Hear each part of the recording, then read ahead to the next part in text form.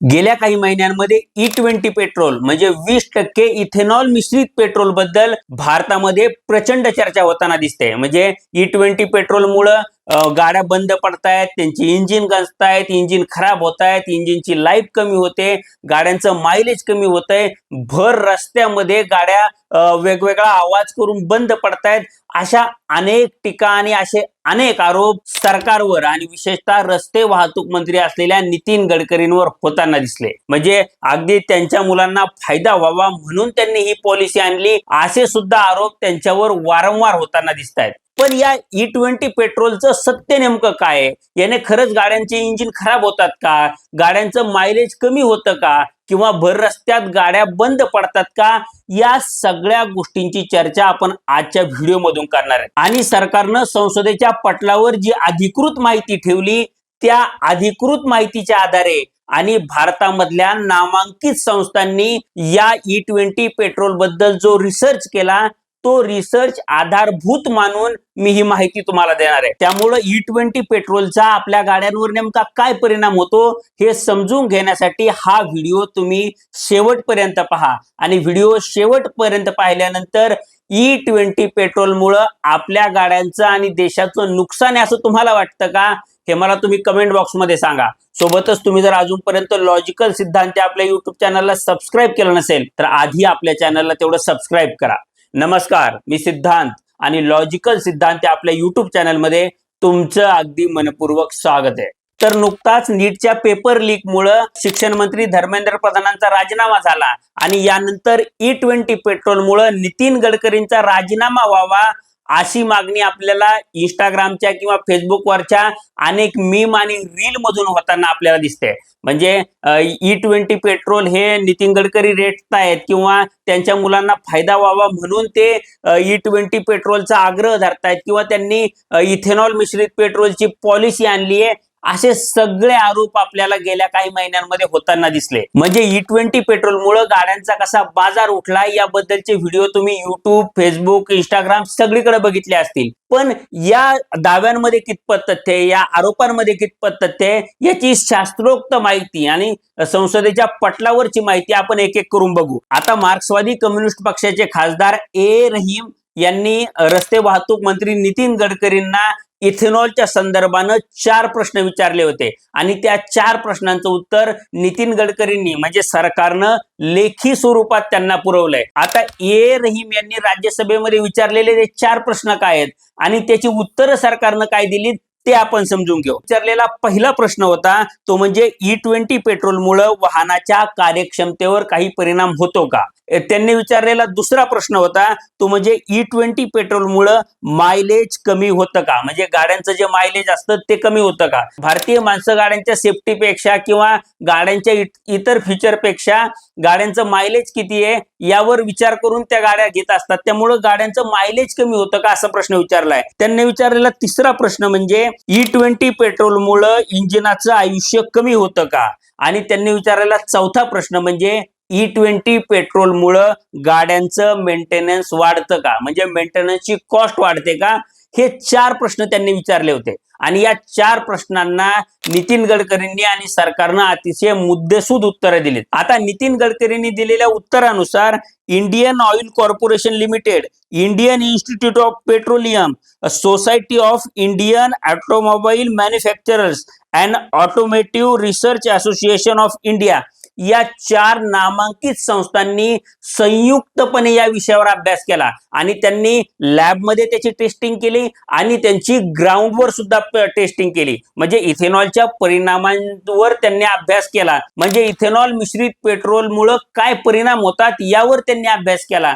आणि गडकरींनी दिलेल्या उत्तरानुसार या सगळ्या नामांकित संस्थांनी जो अहवाल दिला त्या अहवालानुसार ज्या गाड्यांमध्ये BS6 इंजिन लागलेलं आहे किंवा ज्या लेटेस्ट गाड्या आहेत त्या गाड्यांच्या इंजिनाला इथेनॉल मिश्रित पेट्रोलमुळे कोणताही वाईट परिणाम सहन करावा लागत नाही किंवा इंजिनाला कोणतीही इजा होत नाही, इंजिनाची कोणतीही झीज होत नाही। म्हणजे गाड्यांचं इंजिन सेफ राहतं आणि गाड्यांचं इंजिन खराब होतं, हा दावा या ठिकाणी सरकारनं आणि या संस्थांनी अधिकृतपणे खोडून काढलेला आहे. याशिवाय गडकरींनी जे उत्तर दिलं त्या उत्तरानुसार गाड्यांच्या ड्रायव्हिंग मध्ये किंवा इंजिन स्टार्ट होण्यामध्ये या इथेनॉल मिश्रित पेट्रोलमुळे कोणताही वाईट परिणाम होत नाही किंवा कोणताही परिणाम झाल्याचं अभ्यासामध्ये निदर्शनास आलेलं नाहीये. याशिवाय धातूच्या किंवा प्लॅस्टिकच्या कोणत्याही पार्टवर म्हणजे वाहनामध्ये किंवा इंजिनमध्ये जे पार्ट लावलेले असतात त्या कोणत्याही पार्टवर या इथेनॉल मिश्रित पेट्रोलचा वाईट परिणाम होत नाही. म्हणजे सोशल मीडियावर असे अनेक व्हिडिओ फिरतायत किंवा असे अनेक दावे केले जात आहेत की इथेनॉल मिश्रित पेट्रोलमुळे गाड्यांचं इंजिन आतून गंजतंय. आता हा दावा सुद्धा नितीन गडकरींनी आणि या संस्थांच्या अहवालानुसार खोटा ठरवण्यात आलेला आहे किंवा तो खोटा आहे असं सिद्ध झालेलं आहे. आता हे झालं BS6 म्हणजे लेटेस्ट इंजिन असलेल्या गाड्यांवर. पण ज्या जुन्या गाड्या आहेत म्हणजे BS3 गाड्या आहेत त्या BS3 गाड्यांवर इथेनॉल मिश्रित पेट्रोलचा नेमका काय परिणाम होतो? BS3 गाड्यांच्या काही गॅस किट, काही रबराचे भाग हे इथेनॉल मिश्रित पेट्रोलमुळे खराब होत आहेत असं निदर्शनास आलंय. पण या उत्तरामध्ये नितीन गडकरी पुढे सांगतायत की हे सगळे भाग म्हणजे जे रबराचे भाग आहेत किंवा काही धातूचे भाग आहेत किंवा काही गॅस किट्स आहेत या सगळ्या भागांना सर्व्हिसिंगच्या वेळी आपण रिप्लेस करू शकतो म्हणजे बदलू शकतो. म्हणजे गाड्यांचं परमनंट असं काही नुकसान होत नाही, गाड्यांच्या इंजिनला परमनंट असा कोणताही तोटा होत नाही. याशिवाय इथेनॉल मिश्रित पेट्रोलमुळे गाड्यांच्या मायलेजवर काही परिणाम होतो का असा प्रश्न विचारला गेला होता आणि या उत्तरानुसार गाड्यांच्या मायलेजवर इथेनॉल मिश्रित पेट्रोलचा परिणाम होतो पण तो परिणाम अतिशय नगण्य आहे. म्हणजे 6% एवढाच परिणाम होतो.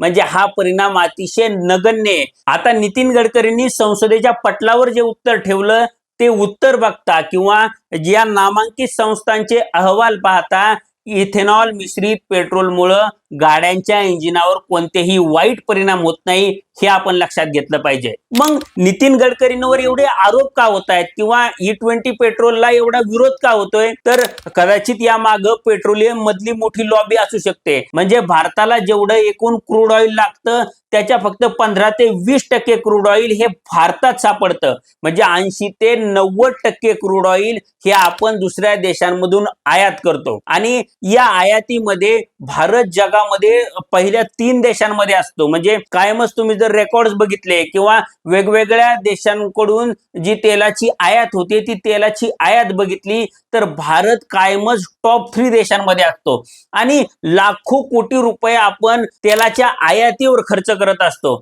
आणि त्यामुळं हा देशामध्ये खूप मोठा व्यापार आहे. आणि जर आपण तेलाचा वापर जर बंद झाला किंवा काही प्रमाणात का होईना जर कमी झाला तर जे लोक तेलाच्या एक्सपोर्ट इम्पोर्टच्या बिझनेसमध्ये किंवा ऑइल रिफायनरीज टाकून बसलेत किंवा जी लोक तेलाच्या व्यापारावर त्यांचं बिझनेसचं साम्राज्य उभारून बसलेत त्या लोकांच्या बिझनेसच्या साम्राज्याला मोठे हादरे बसणार आहेत. आणि त्यामुळं ही सगळी ऑइल लॉबी असेल म्हणजे ज्या देशांमध्ये तेल निर्माण होतं त्यांचा सुद्धा मोठा आयातदार हा कमी होणार आहे आणि दुसरीकडे जे लोक तेलाचा व्यापार करतात आणि त्यातून करोडो रुपये कमवतात त्या लोकांचा व्यवसाय सुद्धा कमी होणार आहे किंवा बंद पडणार आहे. आणि त्यामुळं ही सगळी पेट्रोलियम लॉबी नितीन गडकरींना बदनाम तर करत नाहीये ना हा प्रश्न मला पडलेला आहे. आता नितीन गडकरींबद्दल होणारा दुसरा आरोप म्हणजे नितीन गडकरींनी त्यांच्या मुलांचा इथेनॉलचा बिझनेस आहे म्हणून E20 पॉलिसी आणली.